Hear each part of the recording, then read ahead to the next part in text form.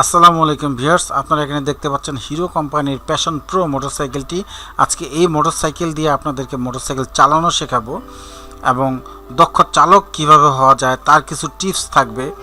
আরও থাকছে মোটরসাইকেলের 3টি গুরুত্বপূর্ণ কাগজ: 1 motorcycle registration, 2 driving licence, 3 insurance.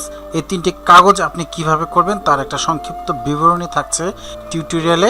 এখন আমি ফিরে আসছি একটা ইন্ট্রোর পরে। আশা করি শেষ পর্যন্ত আমার সাথে থাকবেন এবং সাবস্ক্রাইব করবেন এবং লাইক, শেয়ার এবং কমেন্টস করবেন।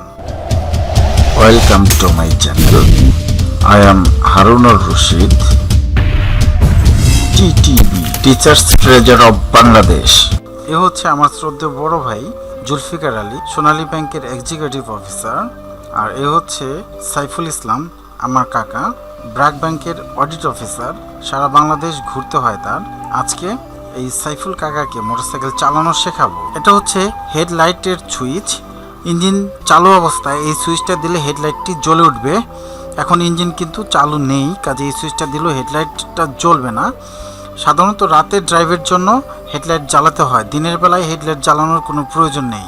এটা হচ্ছে হেডলাইটের আলো উপরে নিচে নামানোর সুইচ। এটা যখন চাপ দেব তখন হেডলাইটের আলোটা উপরের দিকে উঠে যাবে, ফলে আমরা দূরের জিনিস দেখতে পারবো। আবার চাপ দিলে সুইচটা পূর্বের অবস্থায় ফিরে আসবে, ফলে আলোটা নিচের দিকে নেমে যাবে, তখন আমরা কাছের জিনিস খুব সহজে দেখতে পারবো। এটা হচ্ছে ইন্ডিকেটরের সুইচ। যখন আমরা রাস্তার ডান পাশে যাই কিংবা ডান দিকে মোড় নেওয়ার প্রয়োজন পড়ে তখন আমরা অবশ্যই এই সুইচটি ডান দিকে চাপ দিব, ফলে ডান পাশের সামনে এবং পিছনে যে দুটি ইন্ডিকেটর বাল্ব আছে সেটা ব্লিং হতে থাকবে, অর্থাৎ একবার জ্বলবে একবার নিভতে থাকবে। ফলে আমাদের সামনে কেউ থাকলে বুঝতে পারবে যে আমি ডান দিকে যাব, ফলে নিরাপদে মোটরসাইকেল ড্রাইভ করা যাবে। এবং এই দুটি বাল্ব জ্বলতেছে কিনা এটা মনিটর বোর্ডে এইখানে এটা দেখেও বোঝা যাবে। এটা ব্লিং হতে থাকবে, জ্বলবে এবং নিভবে। ডান দিকে যাওয়ার পর কিংবা মোড় ঘোরার পরে আবার এই সুইচটি চাপ দিয়ে বন্ধ করে দিতে হবে, ফলে এই ইন্ডিকেটর বাল্ব দুটি বন্ধ হয়ে যাবে। একইভাবে বাম দিকে যাওয়ার সময় এই সুইচটি বাম দিকে চেপে দিতে হবে এবং কাজ শেষে এই সুইচটি আবার মনে করে বন্ধ করে দিতে হবে। অনেকে কিন্তু বন্ধ করতে ভুলে যায়, ফলে এই ইন্ডিকেটর বাল্বটি জ্বলতেই থাকে, ফলে কিন্তু দুর্ঘটনা ঘটার সম্ভাবনা তৈরি হয়। এটা হচ্ছে হর্নের সুইচ। চাবি দেওয়া অবস্থায় চাপলে হর্ন বাজে। এটা হচ্ছে ফ্ল্যাশ সুইচ। এটা চেপে ধরে রাখলে সামনের হেডলাইটটা জ্বলে থাকে এবং ছেড়ে দিলে সামনের হেডলাইটটা বন্ধ হয়ে যায়। সামনের কেউ সাইড না দিলে কিংবা সামনের কেউ যদি ওভার স্পিডে থাকে তাহলে এই ফ্ল্যাশ চেপে তাকে একটা সতর্ক বার্তা আপনি পাঠাতে পারেন। এটা হচ্ছে পাওয়ার বাটন। চাবি দেওয়ার পর এটা চাপ দিলে মোটরসাইকেল স্টার্ট নেবে। এটা হচ্ছে অ্যাক্সেলেটর। এটা দিয়ে মোটরসাইকেলের গতি বাড়ানো হয়। এটা হচ্ছে সামনের চাকার ব্রেক। এটা হাইড্রোলিক ব্রেক। বর্তমানে হাইড্রোলিক ব্রেক খুবই জনপ্রিয় এবং হাইড্রোলিক ব্রেক ছাড়া মোটরসাইকেল ড্রাইভ করে তেমন একটা মজা নেই। এটা হচ্ছে ক্লাচ, খুবই গুরুত্বপূর্ণ। গিয়ার শিফটের সময় ক্লাচ ধরার প্রয়োজন পড়ে এবং স্টার্ট দেওয়ার সময় যদি গিয়ারে থাকে তাহলে পরেও ক্লাচ ধরে তখন স্টার্ট দেওয়া যায়। এটা হচ্ছে পাদানি। চালক তার বাম পা এই পাদানির উপরে রাখে। এটা দিয়ে গিয়ার পরিবর্তন করে। সামনের দিকে চাপলে গিয়ার কমতে থাকে, কমতে একসময় নিউট্রাল হয়, অর্থাৎ জিরোতে চলে আসে। আর পিছনের দিকে চাপতে থাকলে গিয়ার বাড়তে থাকে, বাড়তে 4 পর্যন্ত যায়। অর্থাৎ এই মোটরসাইকেলে 4টা গিয়ার আছে। ম্যাক্সিমাম মোটরসাইকেলে 4টে গিয়ারই থাকে। পিছনের দিকে চাপলে ক্রমান্বয়ে গিয়ার বাড়তে থাকে এবং প্রত্যেকটা চাপ দেওয়ার আগে অবশ্যই ক্লাচ ধরতে হবে। গিয়ার পরিবর্তনের নিয়মটা প্রায় সব মোটরসাইকেলেরই ট্যাঙ্কির উপরে একটা স্টিকারে সুন্দর করে দেয়া থাকে। আপনারা এখান থেকে অবশ্যই দেখে নেবেন। মোটরসাইকেল চালু দেওয়ার পূর্বে অবশ্যই নিশ্চিত হতে হবে তেলের লাইনটি অন আছে কিনা। দেখেন এখন তেলের লাইনটি অন আছে।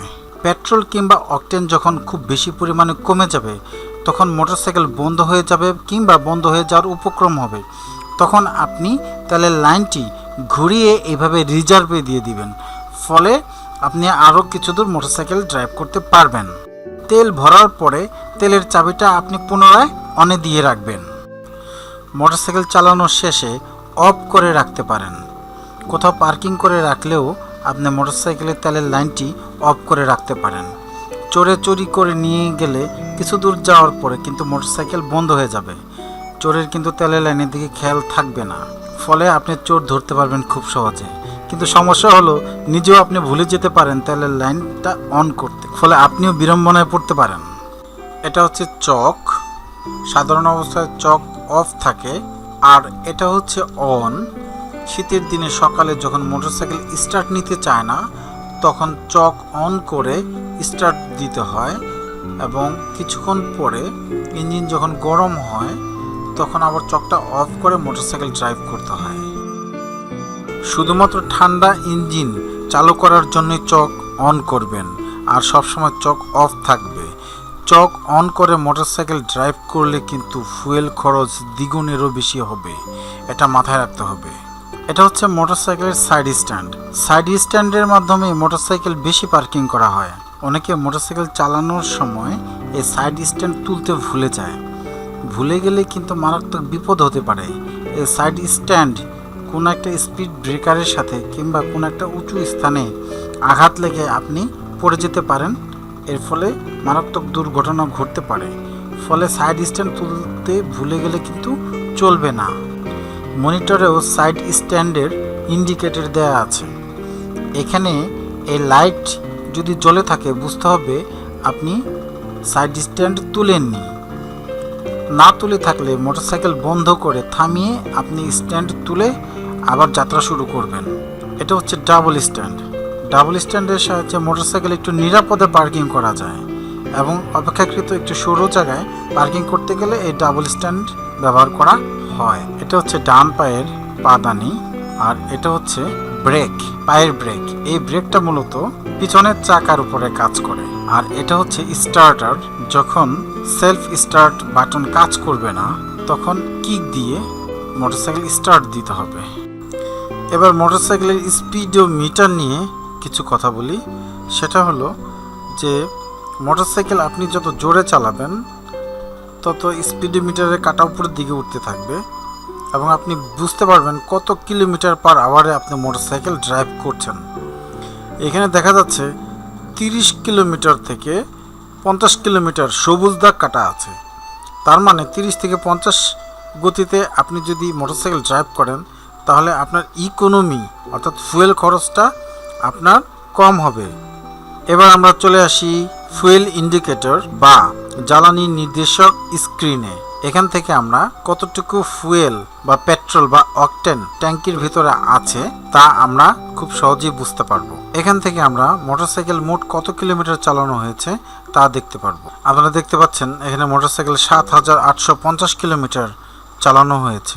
এখানে যে 850 কিলোমিটার দূরত্ব দেখতে পাচ্ছেন, এটা 1000 কিলোমিটার পূর্ণ হয়ে গেলে নিচের মূল দূরত্বের সাথে যোগ হয়ে যাবে। এতে সুবিধা হলো 1000 কিলোমিটার চালানোর পর আমাদের যে ইঞ্জিন অয়েল চেঞ্জ করতে হয় তার জন্য বাড়তি আর হিসাব রাখার কোনো প্রয়োজন হবে না।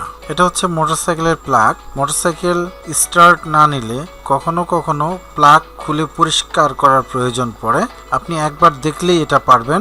মোটরসাইকেলে যে ইনস্ট্রুমেন্টগুলো দেওয়া থাকে তার মধ্যে প্লাগ খোলার জন্যই একটা রিং দেওয়া থাকে, সেটি দিয়ে আপনি খুব সহজে খুলে পরিষ্কার করে আবার লাগিয়ে নিতে পারবেন। আজকে টিউটোরিয়াল বড় হয়ে যাচ্ছে, এজন্য এখন প্লাগ খুলে দেখাচ্ছি না। অনেক কথা হলো, চলুন এবার আসল কাজে চলে যাই। প্রথমে এই তালা খুলতে হবে। এই তালা এই মোটরসাইকেলে কিন্তু ছিল না, এটা তৈরি করে নেওয়া হয়েছে। আমার বড় ভাইয়ের মোটরসাইকেল আগে একটা চুরি হয়েছে, তাই অধিক নিরাপত্তার জন্য মোটরসাইকেল কেনার দিনই এই এক্সট্রা লক ঝালাই দিয়ে তৈরি করে নেওয়া হয়েছে। তালা আপনি পিছনে এভাবে এখানে রেখে দিতে পারেন। এবার হাইড্রোলিক লকটা খুলে নেই। এই হাইড্রোলিক লক এবং তালা খুলতে ভুলে গেলে কিন্তু শুরুতেই আপনি হোঁচট খাবেন এবং বিপদে পড়তে পারেন। এবার চাবি দিয়ে মোটরসাইকেল চালানো শুরু করা হবে। এখানেও মোটরসাইকেলের গেটি লক আছে, চাবি দিলে গেটি লকটাও খুলে যাবে। এবার স্ট্যান্ড তুলতে হবে। স্ট্যান্ড তোলার পরে প্রথমে কাজটা হলো নিউট্রাল করে নেবেন। আপনি সামনের দিকে চাপতে থাকবেন। হ্যাঁ, দেখেন এই যে সামনের দিকে কিন্তু চাপ পড়ছে। গিয়ার নিউট্রাল হলে এন চিহ্নিত সবুজ বাতি জ্বলে উঠবে। এবারে ধাপটা খুবই গুরুত্বপূর্ণ। নাম্বার 1 মোটরসাইকেল চালু দেবেন। নাম্বার 2 ক্লাচ ধরবেন। নাম্বার 3 গিয়ার শিফট করবেন। নাম্বার 4 অ্যাক্সেলেটর ধীরে ধীরে টানবেন এবং ক্লাচ ধীরে ধীরে ছাড়বেন, ফলে মোটরসাইকেল চলা শুরু করবে। এবার মোটরসাইকেল ছেড়ে দেওয়া হচ্ছে সম্পূর্ণ নতুন এক চালকের কাছে। প্রথমে অবশ্যই হেলমেট পরে নিতে হবে। আমার এরকম না কলা হেলমেটটি বেশি পছন্দ, কারণ শীতের দিনে এতে বাতাস কম লাগে এবং সাধারণ হেলমেটের চেয়ে এই হেলমেটের নিরাপত্তাটা একটু বেশি।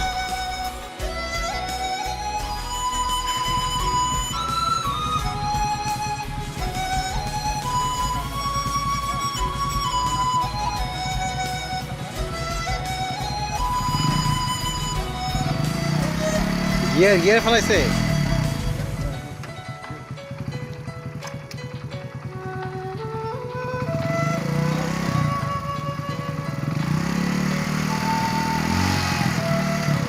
আরেকটু ছাড়েন, আরেকটু। হ্যাঁ হ্যাঁ হ্যাঁ হ্যাঁ। ওয়েল ডান, সে পেরেছে, আপনিও পারবেন। এভাবে আপনি 2 চক্কর দিবেন আর থামবেন। এবার থামবেন কিভাবে? থামার কাজটা খুব সহজ। ক্লাচ ধরবেন, ব্রেক করবেন। একবার চলতে শুরু করলে আপনি চালাতে পারবেন, কোনো সমস্যা নেই। কিন্তু এখানে জরুরি বিষয় হলো ভালো শুরু করা এবং নিখুঁত পার্কিং করা। এর জন্য আপনি 2 চক্কর দিবেন আর থামবেন, আবার শুরু করবেন, 2 চক্কর দিবেন আর থামবেন, আবার শুরু করবেন। তবে আমার পরামর্শ হচ্ছে প্রথম আপনারা শুধু পায়ের ব্রেক ব্যবহার করবেন। যখন দক্ষ হয়ে যাবেন তখন আপনারা হাতের ব্রেক এবং পায়ের ব্রেক দুটি একসাথে ব্যবহার করবেন।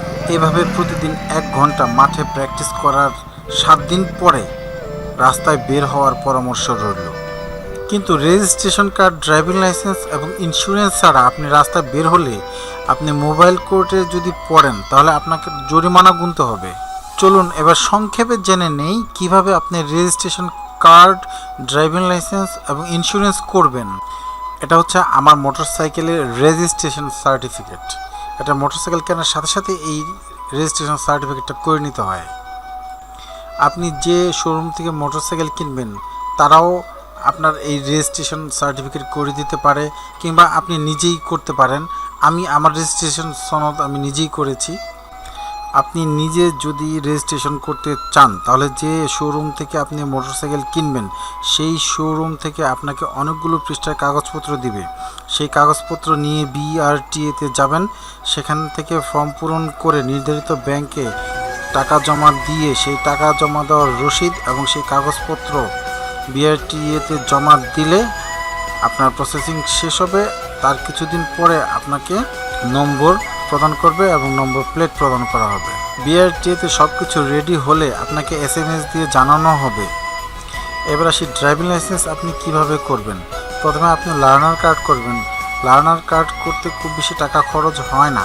তার 3 মাসের মধ্যে আপনাকে লিখিত পরীক্ষার জন্য ডাকা হবে। লিখিত পরীক্ষা আপনি কোয়ালিফাই করলে আপনাকে ভাইবা এবং ব্যবহারিক পরীক্ষার জন্য ডাকা হবে। আপনি যদি বাজার থেকে বই কিনে 4 থেকে 5 বার রিডিং পড়েন মনোযোগ দিয়ে, তাহলে পরে আপনি এই রিটেন পরীক্ষায় এবং ভাইভায় সহজে উত্তীর্ণ হবেন। আর জিগজ্যাগ পরীক্ষার জন্য আপনি একটু প্র্যাকটিস করতে হবে মাঠে। আপনি কাঠি পুঁতে আপনি প্র্যাকটিস করবেন এবং আপনি অবশ্যই পারবেন। আমি পেরেছি, আপনি অবশ্যই পারবেন। আমার ভাতিজা আসিফ, সেও জিগজ্যাগ পরীক্ষায় খুব সফলতার সাথে উত্তীর্ণ হয়েছে। আমি এখন সেই ভিডিওটি আপনাদের সুবিধার জন্য প্লে করছি।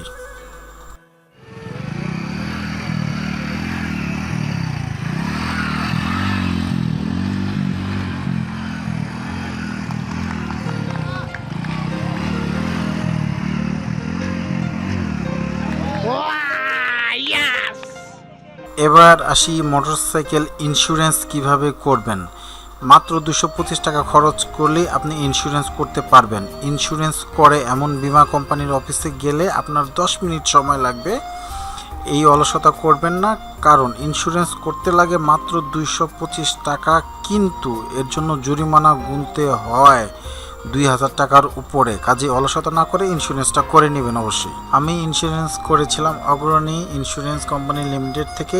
এরকম আরও কয়েকটা ইন্স্যুরেন্স কোম্পানি আছে যারা মোটরসাইকেলের ইন্স্যুরেন্স করে দেয় এবং এই ইন্স্যুরেন্সের মেয়াদ থাকে 1 বছর। বছর শেষে আবার করতে হয়, এটা প্রতি বছরই করতে হয়। আরও অনেক বিস্তারিত তথ্যের জন্য আমি আমার ভিডিও ডেসক্রিপশন বক্সে বিভিন্ন লিঙ্ক দিয়ে দিচ্ছি, আপনারা একটু কষ্ট করে পড়ে নেবেন। আপনি কিভাবে দক্ষ চালক হবেন? দক্ষ চালক হওয়ার উপায় একটাই, ধৈর্য এবং মনোযোগ সহকারে মোটরসাইকেল ড্রাইভ করা। রাস্তায় কখনো প্রতিযোগিতায় অবতীর্ণ হওয়া যাবে না। বালু, কাদা, শিশু, কুকুর, বাছুর, বৃদ্ধ মানুষ দেখলে খুব সাবধানে মোটরসাইকেল চালাবেন। সবশেষে বলবো, সবাইকে অন্ধ মনে করে এবং সবাইকে বধির মনে করে মোটরসাইকেল ড্রাইভ করবেন, ফলে আপনি অ্যাক্সিডেন্টের ঝুঁকিমুক্ত থাকবেন। কোনো রকমের দুর্ঘটনা ছাড়া মোটরসাইকেল ড্রাইভিং শিখুন এবং নিরাপদে মোটরসাইকেল ড্রাইভ করুন। এই কামনায় আজকের মতো শেষ করছি। আল্লাহ হাফেজ।